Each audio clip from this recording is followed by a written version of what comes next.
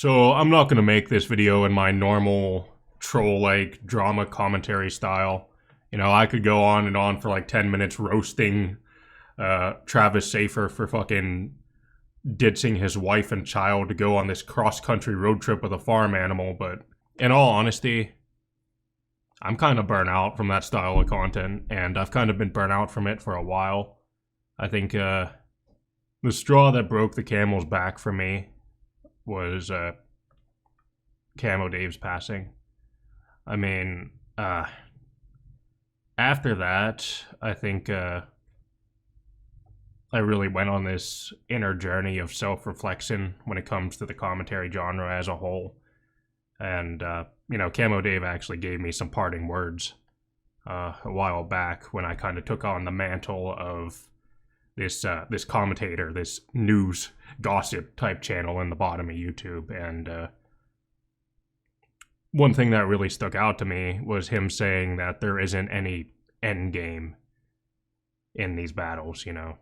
There's no way to even post videos without all these people getting upset and trying to file strikes and all this other stuff, etc. And everybody was fighting with each other, and everybody was angry with each other, and everybody was attacking each other, and everybody was doxing each other.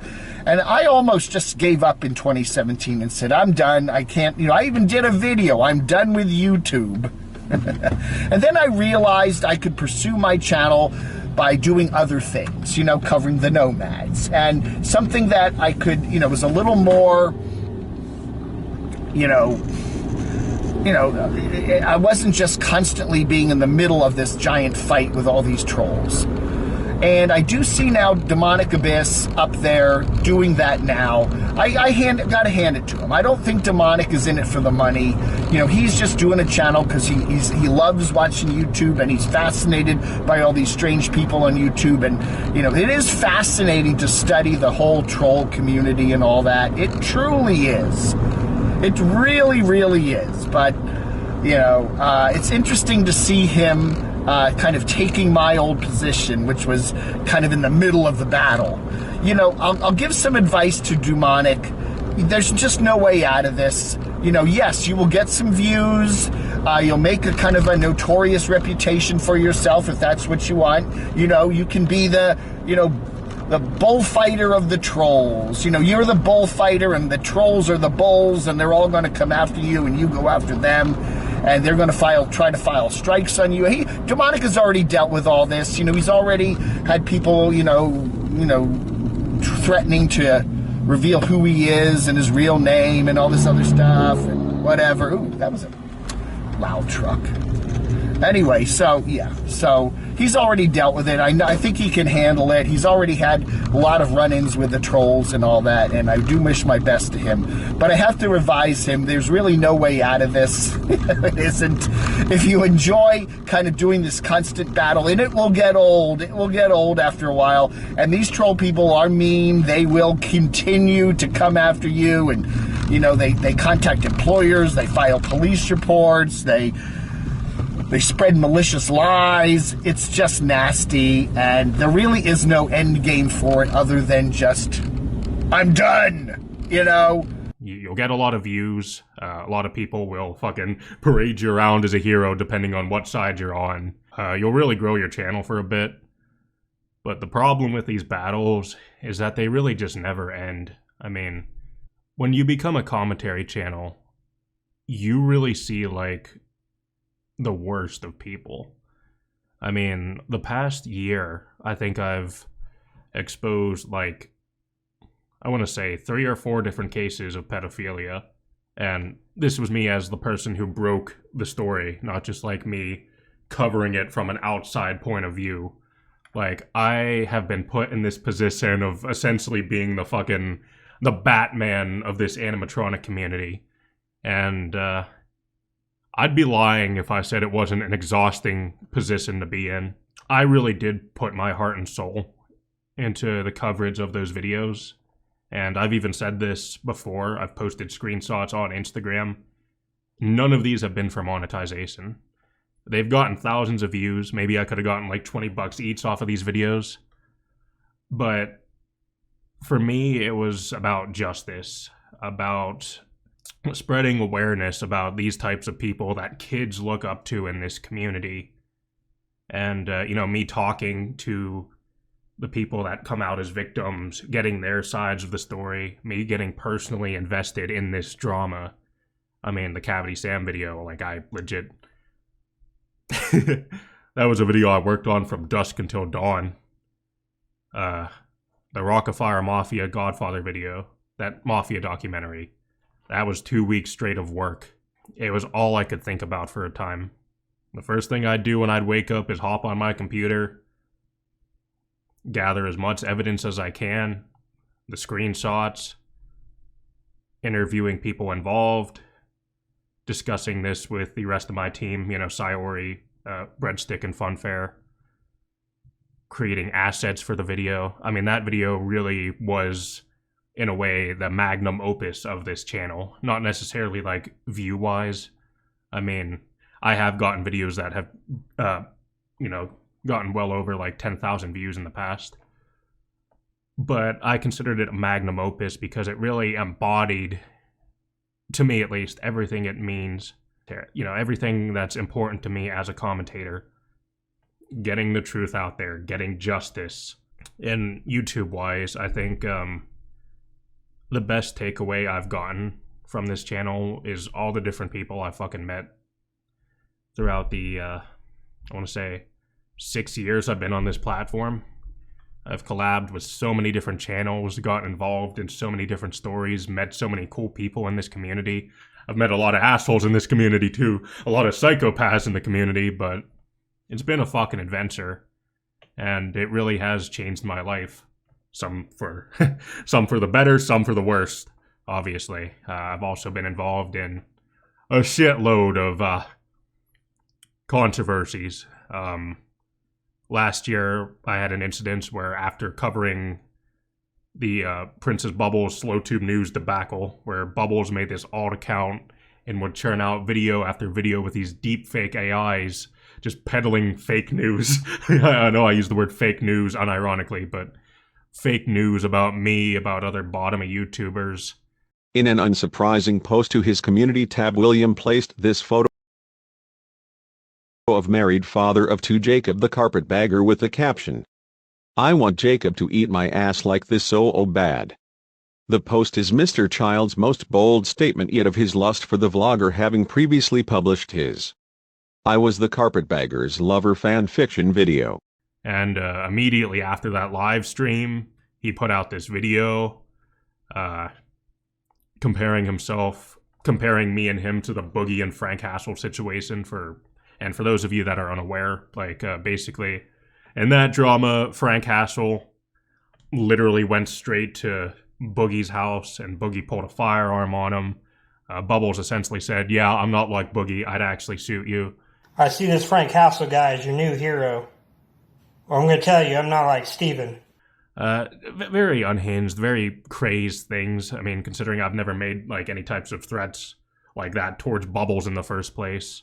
But what happened earlier this week, I think, genuinely takes the cake for the most extreme length I think I've ever seen someone do over an internet battle. And that is when Travis Safer, aka Veganova, the Rockafire Godfather, the head honcho of the Rockafire Mafia. I don't know if he actually is the head honcho, but I consider him to be, you know, because he's the one... he's the one throwing orders around. He's the one who has the Soba's Pizza Place website. He's the big man, follower-wise and weight-wise.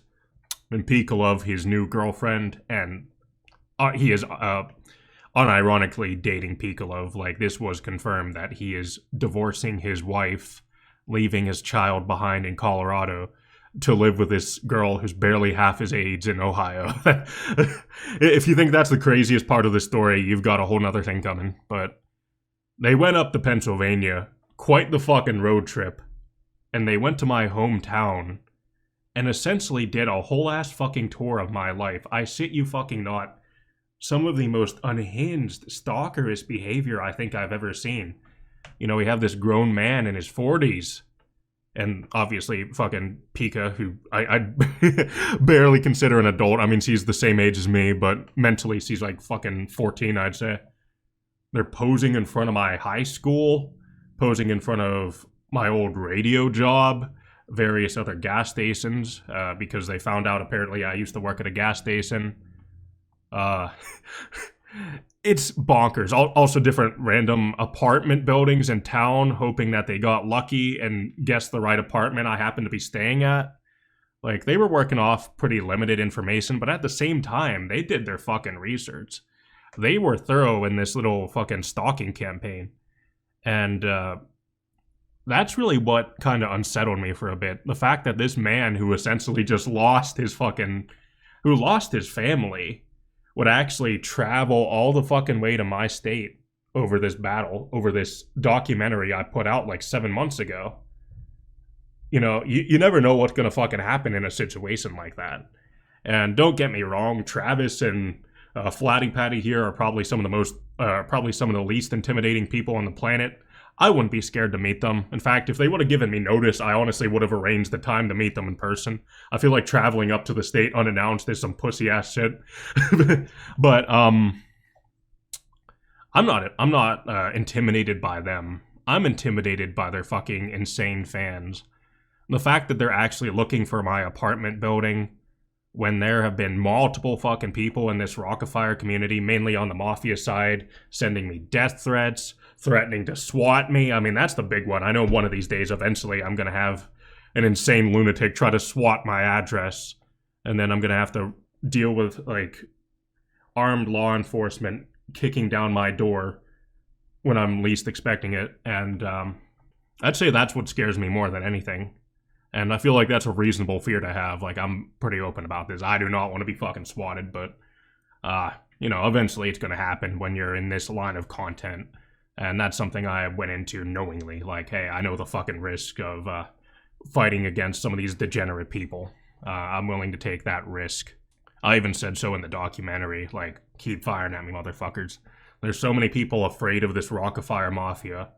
And for good reason. I mean, they've doxed numerous people. Obviously, I'm the most recent example of this. Several of their members have been investigated for pedophilia. I mean, that was literally the driving force behind the Rockafire Mafia documentary I put out, that David Ferguson of Goofy Gas was trying to solicit these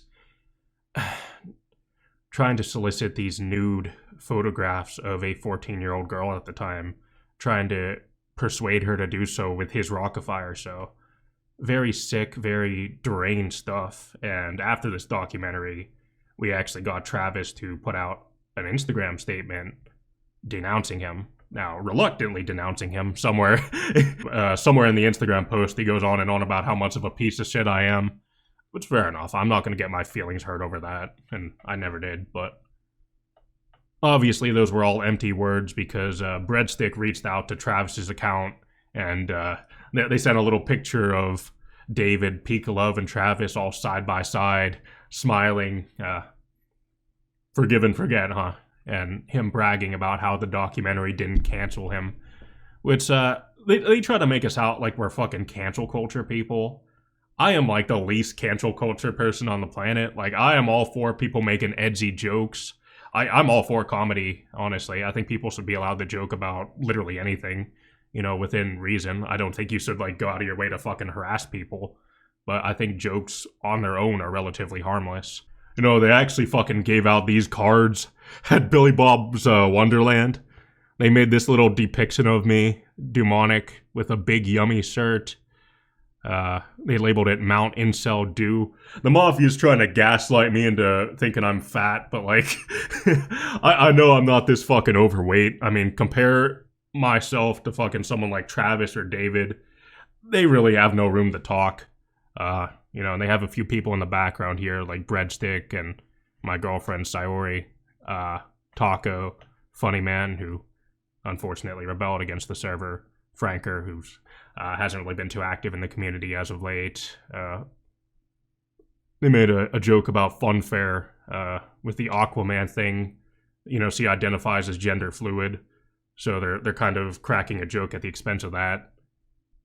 I believe there's Galaxia, and they for some reason took my artwork of the Whiterun Guard from Skyrim and put that on there, probably because they didn't have a clue who to put in that last slot.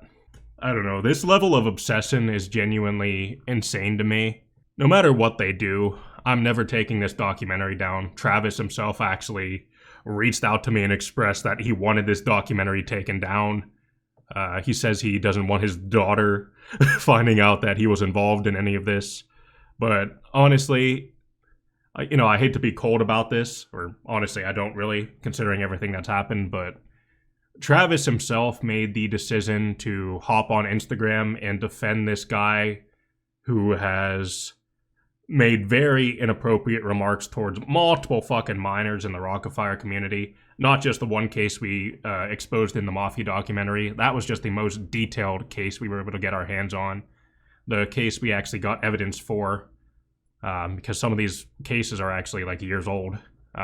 So this is like a repeat problem from David Ferguson's end. Travis himself is the grown man that decided to hop on Twitter and Facebook and make all these remarks about fantasizing about women breastfeeding their children at Chuck E. Cheese, taking random pictures of women's asses at the beach, hopping on Instagram and harassing a 15, 16-year-old girl over her beloved guinea pig dying.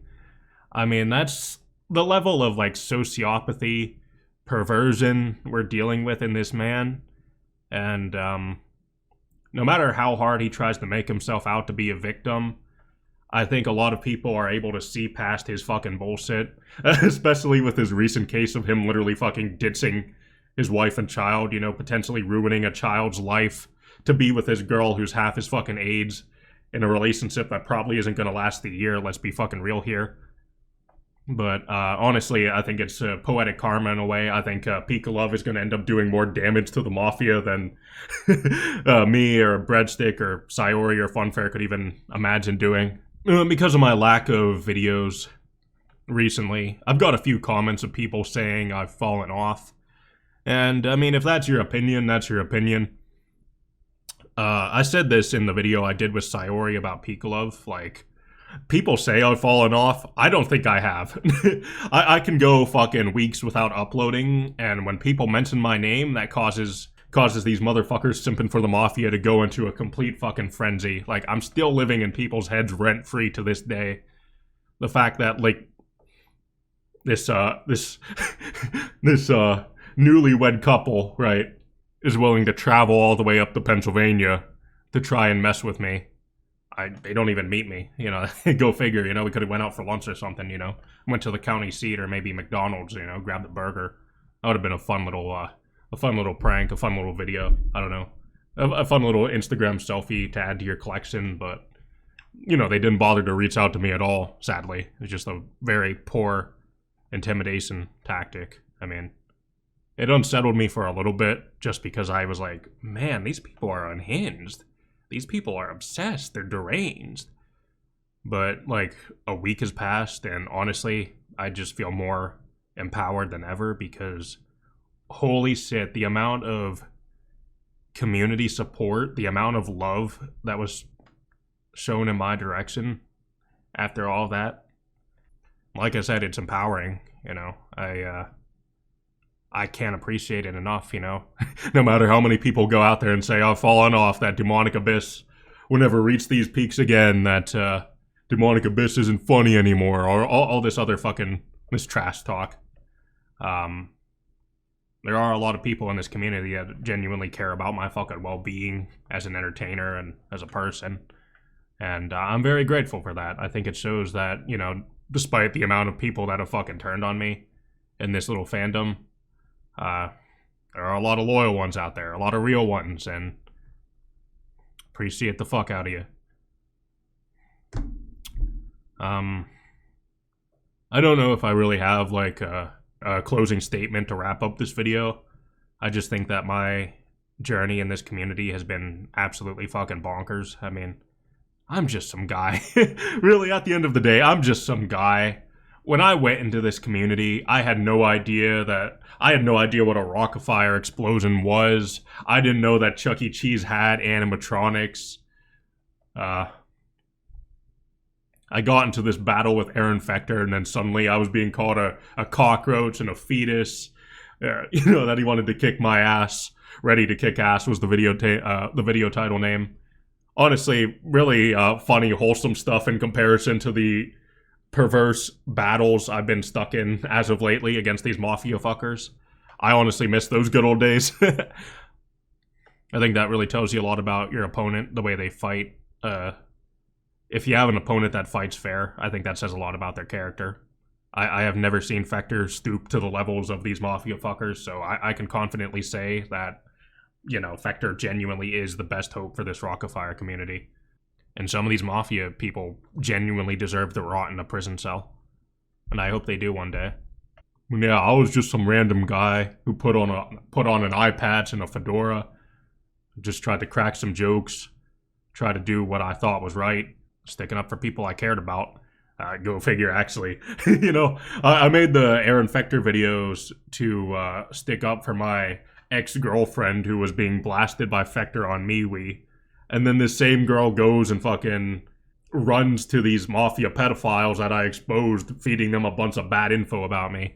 It's almost, it's just embarrassing, It's pathetic. Like, I have to sit here in front of my camera and say, oh, Tony the Tiger and Molly May and Lou Skunt and everyone during those bottom of YouTube battles was right. Like, Freezing Clawcans is a fucking psychopath,